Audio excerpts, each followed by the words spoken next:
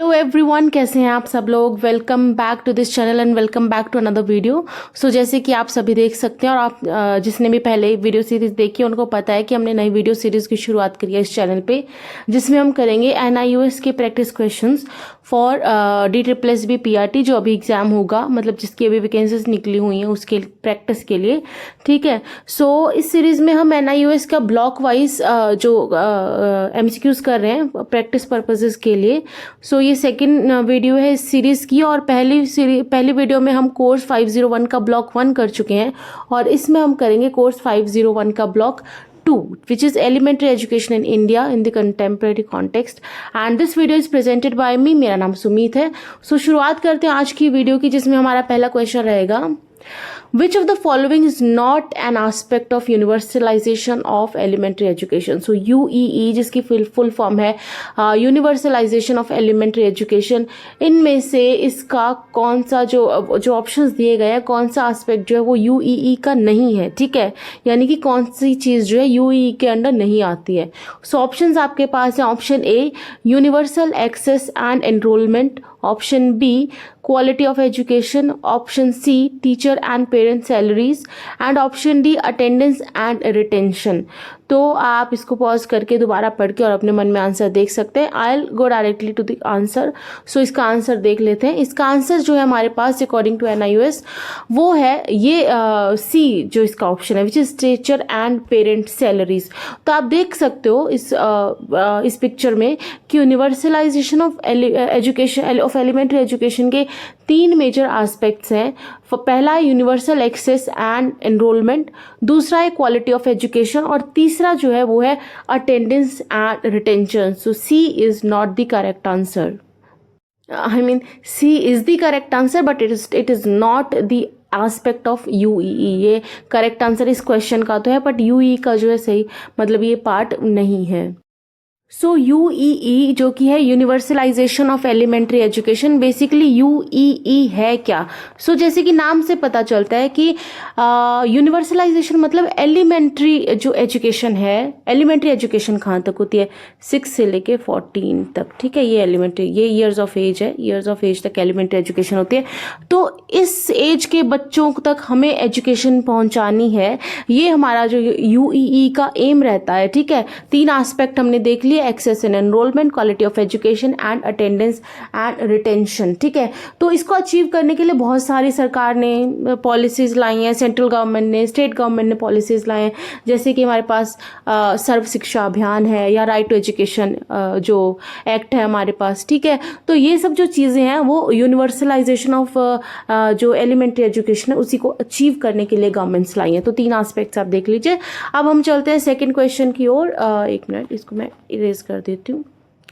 So second question हमारा है, Which state introduced Sakshalas in 2001 as a strategy to provide schooling for children of sugarcane cutters who are physically displaced? देखो इसमें बहुत सारा तो information आपको क्वेश्चन के अंदर ही मिल गई। सबसे पहले तो आपको क्या क्या इन्फॉर्मेशन मिली है, साक्षरशालास नाम का एक प्रोग्राम है, कब लॉन्च हुआ होगा, 2001 में। इसमें क्या, इसका मतलब पर्पस क्या है, to provide schooling for children of sugar cane cutters who are physically displaced, क्योंकि इनका सीजनल काम होता है, तो एक जगह से दूसरी जगह इनका सीजनली जो है रिलोकेशन होती रहती है। फिजिकली डिस्प्लेस्ड यानी कि एक से दूसरी जगह मूवमेंट होती है, तो बच्चों की जो स्कूलिंग है वो अफेक्ट होती है।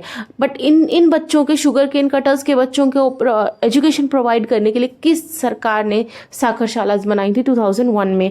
ऑप्शन आपके पास है, ए उत्तर प्रदेश, बी बिहार, सी महाराष्ट्र, डी राजस्थान। इसका करेक्ट आंसर हम देख लेते हैं। सो इसका करेक्ट आंसर आप पॉज करके जो है वीडियो में आप अपना मतलब कर सकते हो, अपने आप आंसर सोच सकते हो। मैं इसका करेक्ट आंसर आपको बता देती हूँ।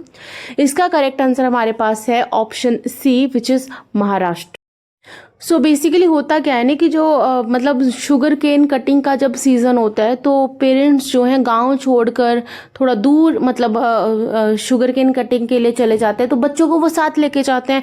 तो जिससे क्या होता है, बच्चों की जो है आप देख सकते हो डिप्राइव्ड ऑफ एजुकेशन। तो इसके लिए क्या किया गया ना कि फैक्ट्रीज के पास, खेतों के पास टेम्परेरी स्कूल्स खोलने का जो प्रावधान रखा गया इस स्कीम के अंडर, या फिर ये जो कह सकते हैं इस ऑपरेशन मिशन के अंडर, जिसका नाम है साक्षरशाला, जो कि मेनली महाराष्ट्र गवर्नमेंट ने लागू करा था। ठीक है, so the correct answer is Maharashtra. अगला क्वेश्चन देखते हैं। Next question is what was the primary objective of Sarva Shiksha Karmi project in Rajasthan. तो सबसे पहले तो हमने यही देख लिया कि शिक्षा कर्मी प्रोजेक्ट कहाँ पे आया था, राजस्थान में। ये भी इंपॉर्टेंट क्वेश्चन है। तो इसका प्राइमरी ऑब्जेक्टिव क्या था, क्यों मतलब गवर्नमेंट लेके आई थी। तो आपके ऑप्शन है A to provide mid day meal to the students, B to combat teacher absenteeism, C construct new school buildings, या D to provide free uniforms. Mid day meal के लिए, टीचर्स की कमी पूरी करने के लिए, नई स्कूल बिल्डिंग बनाने के लिए, या फिर बच्चों को फ्री यूनिफॉर्म देने के लिए। तो शिक्षा कर्मी प्रोजेक्ट राजस्थान गवर्नमेंट ने किस पर्पज से चलाया था। इसका करेक्ट आंसर देख लेते हैं। The correct answer to the question is option B, which is to combat teacher absenteeism. So जैसे आप सभी को पता है कि जो राजस्थान स्टेट है वहाँ पर लाइक ट्राइबल एरियाज भी हैं, सो दूर दराज के थोड़े डेजर्ट एरियाज भी हैं, तो वहाँ पर टीचर्स की कमी रहती है। ठीक है, सो इसी पर्पज से मतलब इसी एब्सेंटिज्म को या कमी को दूर करने के लिए राजस्थान शिक्षा कर्मी बोर्ड जो है वो बनाया गया राजस्थान गवर्नमेंट के द्वारा। 1987 में ये प्रोजेक्ट की शुरुआत की गई। इसमें होता क्या है ना कि टीचर्स तो नहीं है बट उसी गाँव के, ठीक है, वहीं के थोड़ा मिनिमम क्वालिफिकेशन वाले लोगों को ट्रेन करके फिर उनको पढ़ाने के लिए मतलब तैयार किया जाता था, ताकि एटलीस्ट बेसिक एजुकेशन जो है वहां के बच्चों तक जो है पहुंचाई जा सके। तो शिक्षा कर्मी प्रोजेक्ट राजस्थान का है और यहाँ लोगों को तैयार किया जाता है जहाँ पे टीचर्स की कमी होती है कि जो है वहाँ का ड्रॉप आउट रेट कम किया जा सके या लिटरेसी बढ़ाई जा सके। अगला क्वेश्चन देख लेते हैं। तो next question is the DPEP project was initially started in 5 state. जो DPEP प्रोजेक्ट है वो 5 स्टेट्स में शुरुआत हुई थी स्टार्टिंग में, बट कौन सी इंटरनेशनल ऑर्गेनाइजेशन के साथ मिलकर इसकी जो शुरुआत हुई थी। तो आपके ऑप्शन है, option A UNICEF, option B World Bank, option C UNESCO, option D SIDA या SIDA। ठीक है, तो इसका करेक्ट आंसर अगर आपको देना तो आप अभी पॉज करके दोबारा पढ़ सकते हो। मैं आपको सीधा डायरेक्टली आंसर की तरफ लेके जा रही हूँ। So the correct answer to the question is option B, which is World Bank. So DPEP की अगर हम बात करें तो आप जैसे कि देख सकते हो DPEP की फुल फॉर्म हमारे पास है, एक सेकेंड, इसकी फुल फॉर्म है डिस्ट्रिक्ट प्राइमरी एजुकेशन प्रोग्राम। ठीक है, सो द प्रोग्राम जो इसकी लॉन्च हुआ था वो 1994 में हुआ। तो ये सब जो प्रोग्राम है ना, SSA, RTE, DPEP जो भी है, या फिर जो हमने करा शिक्षा कर्मी, या महाराष्ट्र का प्रोग्राम करा, या उत्तर प्रदेश का कुछ प्रोग्राम है, बिहार का, ये सब चीजें आपको NIOS में दी गई हैं। स्टेट वाइज प्रोग्राम्स भी, ये सब इसका एंड रिजल्ट क्या मांग रहे हैं जो ये प्रोग्राम्स है वो है UEE। ठीक है, universalisation of elementary education. Elementary education को घर घर बच्चे तक पहुंचाने के लिए ये सब प्रोग्राम्स की शुरुआत हुई थी, क्योंकि देखो अगेन प्राइमरी एजुकेशन की बात हो रही है। ठीक है, सो सबसे पहले पहले तो बात कर लेते हैं सेंट्रल गवर्नमेंट द्वारा स्पॉन्सर्ड ये प्रोग्राम है। पहले शुरुआत इसकी 5 स्टेट में हुई थी with the help of world bank, जो कि हमारे क्वेश्चन का आंसर भी है। तो मेन ऑब्जेक्टिव की अगर हम बात करें तो इसका ऑब्जेक्टिव क्या है, मतलब प्राइमरी एजुकेशन को जो लोगों तक नहीं पहुंच पा रही है बट जो लोग उस एज ग्रुप में उन तक पहुंचाना, ड्रॉप आउट रेट कम करना, एनरोलमेंट रेशो बढ़ाना, और डिसएडवांटेज ग्रुप जैसे कि गर्ल्स हैं या फिर मतलब जो सोशल स्टेटा में नीचे आते हैं उन ग्रुप्स को जो है मतलब मेन स्ट्रीम प्राइमरी एजुकेशन में लेके आना। सो या द क्वेश्चन का आंसर जो हमारे पास है वो है वर्ल्ड बैंक। तो अगला क्वेश्चन जो हमारे पास है वो है कि what is the main objective of Sarva Shiksha Abhiyan. तो सर्व शिक्षा अभियान का मेन पर्पस क्या था। सो इसके ऑप्शन है to provide education to children in the age group of 3 to 6, 3 से 6 साल के बच्चों को जो एजुकेशन प्रोवाइड करना, या टू प्रोवाइड यूनिवर्सल एक्सेस, वही एलिमेंट्री एजुकेशन 6 से 14 साल, ही ऐसे लिखा हो, 614 नहीं है, 6 से 14 साल तक की एज ग्रुप को जो है उनको एजुकेशन प्रोवाइड करना, या हायर एजुकेशन के लिए स्कॉलरशिप देना, या नए कॉलेजेस और यूनिवर्सिटीज़ खोलना। तो सर्व शिक्षा अभियान वेरी इंपॉर्टेंट, इसका देख लेते हैं हम करेक्ट आंसर क्या। आप पॉज करके अपने माइंड में आंसर दे सकते हो। इसका करेक्ट आंसर हमारे पास है यूनिवर्सल एक्सेस प्रोवाइड करना 6 से 14 साल के बच्चों को। ठीक है, सो सर्व शिक्षा अभियान बेसिकली क्या है। सर्व शिक्षा अभियान एक गवर्नमेंट का जो है फ्लैगशिप प्रोग्राम है। ठीक है, फ्लैगशिप प्रोग्राम क्या होता है, फ्लैगशिप प्रोग्राम का मतलब होता है एक ऐसा प्रोग्राम या एक ऐसी पॉलिसी जिसपे मतलब गवर्नमेंट की पूरी प्रायोरिटी हो। तो जब सर्व शिक्षा अभियान को लेके आए थे तो गवर्नमेंट का ये फ्लैगशिप प्रोग्राम था। 2001 में इसकी शुरुआत हुई थी स्टेट के एजुकेशन मिनिस्टर्स की मीटिंग की रिकमेंडेशन पे 2001 में सर्व शिक्षा अभियान की शुरुआत की गई थी। तो ये बाकी सारी चीज़ों की तरह जो अब तक हमने प्रोग्राम्स देखे, इसका भी मेन पर्पज़ क्या है, UEE again universalisation of elementary education. 6 से 14 साल के बच्चों को जो है एलिमेंट्री एजुकेशन प्रोवाइड करना यूईई का मेन मकसद रहा है। ठीक है, तो इसका भी फीचर में वही आता है कि ज़्यादा से ज़्यादा बच्चों को जो है स्कूल की तरफ लेके आना, ऑब्जेक्टिव इसका यूईई है। मतलब बच्चों को मतलब एलिमेंट्री एजुकेशन की एक्सेस देना, उनका एनरोलमेंट स्कूल में, उनका दाखिला बढ़ाना। ठीक है, उनको एक इसमें ना वर्ड रिटेंशन भी आता है।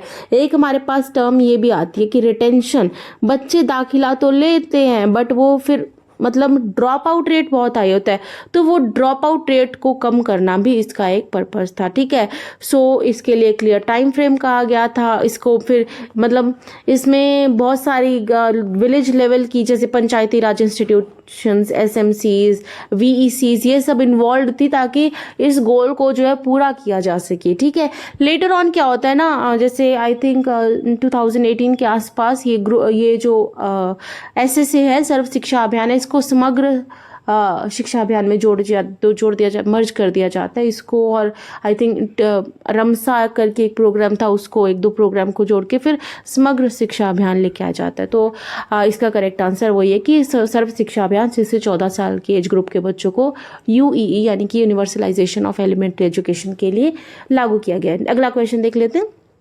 So the next question is when was National Program of Nutritional Support to Primary Education, जिसको हम मतलब इतना बड़ा नाम मैंने लिया है, जिसको हम मतलब generally mid day meal programme कहते हैं, वो कब लॉन्च हुआ था? इसके ऑप्शन हमारे पास हैं। ए ऑप्शन है 2 अक्टूबर 1995, बी ऑप्शन है 28 नवंबर 2001, सी ऑप्शन है 5 सितंबर 1986, या डी ऑप्शन है हमारे पास 14 नवंबर 2005। तो इसका करेक्ट आंसर आप अपने मन में दे सकते हो, कमेंट सेक्शन में दे सकते हो, मैं आपको करेक्ट आंसर की तरफ लेके चलती हूँ।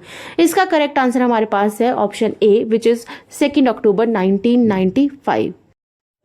सो जो मिड डे मील प्रोग्राम है उसकी शुरुआत हुई थी 2 अक्टूबर 1995 में। इसको national programme of nutritional support on primary education यानी कि स्टार्टिंग में ये भी कहा जाता था, और हम सब जो है इसको मिड डे मील के नाम से जानते हैं। ठीक है, और आजकल इसको आई थिंक पीएम पोषण शक्ति करके इस नाम से भी जो है इस प्रोग्राम को चलाया जाता है। अब मैंने जो ये आंसर दिया है ना, ये एनआईओएस से लिया गया, ये उस टाइम की जो मतलब उस टाइम का जो मिड डे मील का जो फीचर्स रहे होंगे वो दिए गए हैं। आज जो मिड डे मील में जिस चीज को फॉलो किया जाता है वो मैं आपको बता देती हूँ। आज जो है मिड डे मील में इस हिसाब से खाना दिया जाता है कि 1st to 5th तक के बच्चों को जो है 450 कैलोरीज खाना मिले। ठीक है, उसके बाद हमारे पास आता है 6 to 8th के बच्चे, 6 to 8th के बच्चों को जो है आई थिंक 700 कैलोरीज खाना मिले। ठीक है, इस हिसाब से ये जो है मील्स की प्लानिंग होती है। और कुछ स्टेट में बाल वाटिका यानी कि प्री प्राइमरी यानी कि नर्सरी, एलकेजी, यूकेजी जो भी है, ये क्लासेस भी इन्वॉल्व रहती हैं। ठीक है, सो इसमें जो दिया गया है वो 350 और ये सब कैलोरीज है ना, बट अभी फिलहाल जो है ये फॉलो किया जाता है मिड डे मील में। तो हाँ, नेक्स्ट क्वेश्चन देख लेते हैं। अगला क्वेश्चन हमारे पास है according to RTE act, that is right to education act, what percentage of SMC यानी कि स्कूल मैनेजमेंट कमेटी का कितना परसेंटेज जो है वो पेरेंट्स होते हैं, कितने परसेंट ऑफ मेंबर जो स्कूल एसएमसी के पेरेंट्स होते हैं? ऑप्शन आपके पास है ए 50%, बी 60%, सी 75% या फिर डी 100। Very important question. ठीक है, सो इसका करेक्ट आंसर हमारे पास है, ये तो आई थिंक प्रीवियस ईयर में भी मतलब आ चुका है, बट फिर भी इसका करेक्ट आंसर हमारे पास है 75% जो कमेटी के मेंबर्स होते हैं वो पेरेंट्स रहते हैं। ठीक है, सो एसएमसी कमेटी में आप देख सकते हो 75% मेंबर्स जो है वो पेरेंट्स होते हैं, 25% बाकी जो स्ट्रेंथ बचती है उसमें से जो 1/3 member are amongst the elected member of local authorities, 1/3 member जो हैं वो टीचर्स रहते हैं स्कूल के। ठीक है, एंड जो रिमेनिंग 1/3 यानी कि ये 25% का 1/3 हो रहा है, वो लोग वो एनजीओज, सोशल सर्विस में जो लोग रहते हैं वो, या फिर स्कूल के बच्चे वो भी हो सकते हैं। ठीक है, सो ये कॉम्पोजिशन रहती है एसएमसी कमेटी की, जिसमें सबसे ज्यादा पार्ट जो है वो रहता है पेरेंट्स का, जो कि 75% है। तो अगला क्वेश्चन देख लेते हैं अभी हम। What is the main responsibility of district education officer, district elementary education officer in the planning process for UEE? तो यूनिवर्सलाइजेशन ऑफ एलिमेंट्री एजुकेशन को अचीव करने के लिए डिस्ट्रिक्ट एलिमेंट्री एजुकेशन का क्या जो है मेन फंक्शन रहता है? इसके ऑप्शन है to manage school level finances, school level पे मतलब पैसे वैसे का लेन देन करना। बी है to prepare the district plan by consolidating proposals from schools, villages and block, एक पूरा जिला स्तर का डिस्ट्रिक्ट लेवल का प्लान करना स्कूल्स के लिए। सी नए टीचर्स को हायर करना डिस्ट्रिक्ट में, या डी की एनुअल स्टूडेंट एग्जामिनेशन यानी कि पेपर कंडक्ट कराना बेसिकली। तो डीईओ की मेन रिस्पॉन्सिबिलिटी जो है वो क्या है? इसका करेक्ट आंसर हमारे पास है option B, which is to prepare the district plan by consolidating, यानी कि ये स्कूल से गांव से जो विलेज एजुकेशन कमेटीज होते हैं उनसे, या ब्लॉक लेवल से जो प्रपोजल्स आते हैं उन सबको एक जगह पे कंसोलिडेट करके उन सबके अच्छे अच्छे पॉइंट्स लेके एक डिस्ट्रिक्ट प्लान बनाना डीईओ की यानी कि डिस्ट्रिक्ट एलिमेंट्री एजुकेशन ऑफिसर की मेन रिस्पॉन्सिबिलिटी रहती है। ठीक है, अगला क्वेश्चन देख लेते हैं। Next question is RTE act mandates the constitution of SMC committee, जो हमने अभी करी थी। SMC कमेटी जो है हर तरीके के स्कूल में बनती है एक्सेप्ट किस चीज को छोड़ के, कौन से टाइप ऑफ स्कूल को छोड़ के हर स्कूल में SMC कमेटी का कॉन्स्टिट्यूशन है या उसको बनाना जो है वो जरूरी है। ऑप्शन हमारे पास है गवर्नमेंट एडेड स्कूल्स, ऑप्शन है अनएडेड स्कूल्स, ऑप्शन सी है प्राइवेट स्कूल्स, या ऑप्शन डी है कम्युनिटी स्कूल। तो कौन से स्कूल में SMC कमेटी का जो है गठन नहीं होता है वो हमें बताना है। तो आप इसका करेक्ट आंसर, ये मतलब इंटरेस्टिंग क्वेश्चन है, इट्स वेरी गुड क्वेश्चन। ठीक है, तो इसका आप जवाब मन में सोच सकते हो, मैं आपको सीधा आंसर की तरफ लेके चलती हूँ। इसका करेक्ट आंसर हमारे पास है option B, which is unaided schools. ठीक है, तो जैसे कि आप देख सकते हो ये हम कर चुके हैं कि इसका मतलब SMC कमेटी में होता क्या है। तो SMC कमेटी में हर स्कूल में बनती है except other than unaided school, unaided schools में नहीं बनती है। ठीक है, और ये जो है हर 2 साल बाद इसकी जो इलेक्शन होती है, यानी कि हर 2 साल में नई SMC कमेटी बनती है। फिर इसके मेंबर्स तो हम देख ही चुके हैं कि कौन से, तो हमें याद रखना है इसके बारे में कि SMC कमेटी के मेंबर्स में कौन कौन आते हैं और ये कौन से स्कूल में बनती तो है वो तो ठीक है, बट किस तरह के स्कूल में ये कमेटी का गठन नहीं होता है, और इसके इलेक्शन कब होते हैं, हर 2 साल में जो है इसके इलेक्शंस होते हैं। सो अगला क्वेश्चन हमारे पास जो है वो है which of the following is not a major component of DPEP। So DPEP की जो रिस्पॉन्सिबिलिटीज है उनमें से कौन सी जो मेजर कंपोनेंट उसकी नहीं है। सो DPEP हम पहले भी कर चुके हैं, डिस्ट्रिक्ट प्राइमरी एजुकेशन प्रोग्राम। ठीक है, तो इसका आपके जो ऑप्शन है वो है ए सिविल वर्क्स यानी कि इंफ्रास्ट्रक्चर रिलेटेड काम, B programme, C mid day meal scheme, D management. तो कौन सी जो है कंपोनेंट नहीं है DPEP के अंडर जो आती है। ठीक है, इसका करेक्ट आंसर हमारे पास है option C, which is mid day meal. तो मिड डे मील स्कीम तो अपनी अलग से ही चल रही है। ठीक है, DPEP तो यूनिवर्सलाइजेशन ऑफ एलिमेंट्री एजुकेशन के लिए था। तो इसमें हमारे पास जो इसकी जो मेजर कंपोनेंट्स हैं वो हमारे पास आती है सिविल वर्क्स, यानी कि नए स्कूल्स खोलना। ठीक है, जो ऑलरेडी स्कूल्स हैं उनमें नई नई फैसिलिटीज देना, टीचर क्वार्टर्स बनाना, ये सब प्रोग्राम को लागू करना। ठीक है, ऑल्टरनेट अप्रोचेस ढूंढना, जहां जो प्रॉब्लम आ रही है उस हिसाब से कुछ नए प्लानिंग करके उसको लागू करना। ठीक है, ये सब जो है इसके कंपोनेंट के अंडर आता है। फिर मैनेजमेंट, डिस्ट्रिक्ट मैनेजमेंट, जैसे MIS जैसा सिस्टम बनाना जिसमें कि जो एक्टिविटीज इस प्रोग्राम के अंडर होती है उनको अच्छे से मॉनिटर किया जा सके, फंड्स को अच्छे से एलोकेट किया जा सके। ठीक है, अच्छे से प्लानिंग करके फिर उस मतलब जो भी प्रोग्राम होते हैं ना उनका एक्चुअल मतलब ग्राउंड लेवल पे वो लागू किए जा रहे हैं नहीं, इस सब का मैनेजमेंट करना भी इसका एक काम है। फिर है school mapping and micro planning. तो इसमें मतलब ये देखना कि कौन से एरिया में स्कूल्स नहीं है तो वहां नए स्कूल बनाना, क्योंकि सिविल वर्क्स भी ना इसका एक काम है। ठीक है, और अगर जहां पे स्कूल्स हैं तो उनमें क्या दिक्कत है, विलेज जो वहां की कमेटीज है, विलेज एजुकेशन कमेटी वगैरह, उनके साथ मिलकर वहां की प्लानिंग करना, वहां जो भी बैरियर्स हैं, जो भी दिक्कतें आ रही है उन सबको कैसे दूर किया जा सके, इस सब का प्लान करके और फिर वहां पर जो लागू करना, ये सब जो है इसकी कंपोनेंट्स हैं। ठीक है, तो ये लास्ट क्वेश्चन है इस वीडियो का। अब हम करेंगे नेक्स्ट ब्लॉग, और आई होप आप सबको वीडियोस पसंद आ रही होंगी, and thank you so much for watching this. अगली वीडियो में मिलते हैं जल्दी। Till then bye bye.